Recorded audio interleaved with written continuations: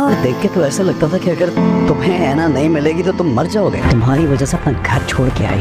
कि अगर वो इतनी पारसा थी तो रिजेक्ट कर देती मुझे। वो मेरी ताल्लुक खत्म नहीं हो सकता, उससे टूट सकते हैं, जहाँ इज्जत की बात आए। हेलो फ्रेंड, हमदान और ऐना का निकाह होने के बाद महमूद साहब ऐना से अपना हर रिश्ता ख़त्म करके इसे यहाँ से जाने को कहेंगे और आयमा और आबदा को भी वार्न करेंगे कि अगर वो कभी ऐना से मिलेंगी या इससे बात करने की कोशिश करेंगी तो इस घर के दरवाजे उन पर भी हमेशा के लिए बंद हो जाएंगे।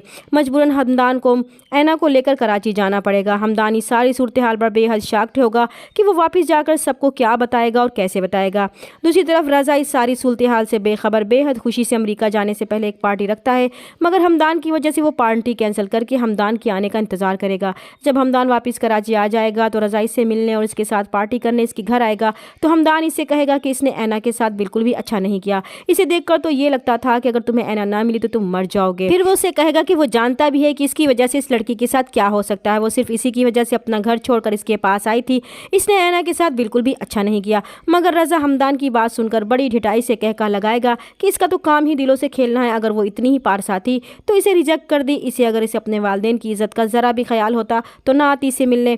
और दूसरे कमरे में मौजूद अपने नसीब को रोती ऐना रज़ा की सारी बातें सुन लेगी और रज़ा के अपने बारे में ख्यालात जानकर वो अपनी ही नज़रों में गिर जाएगी कि इसने रज़ा की झूठी मोहब्बत ने इस पर एतबार करके अपने साथ साथ अपनी माँ और बहन को भी पूरी दुनिया में रुसवा कर दिया। हमदान भी रज़ा की सोच पर बहुत अफसोस करेगा। दूसरी तरफ उस्मान, जिसकी नज़र अपने मामू के मकान पर थी और इसकी नियत सारी ज़िंदगी ऐना को अपने जूते की नोक पर रखने की थी, मगर अपना सारा प्लान फेल होने पर वो बेहद तिल मिला रहा होगा और अपना सारा गुस्सा शीशा तोड़ते हुए निकालेगा। मगर वो बदनीयत शख्स कभी भी हार नहीं मानेगा और माँ के साथ मिलकर फिर से एक नई चाल चलेगा और मकान हथियाने के साथ साथ आइमा और आबदा बेगम से भी बदला लेगा और मामू से आमिया का रिश्ता मांगेगा।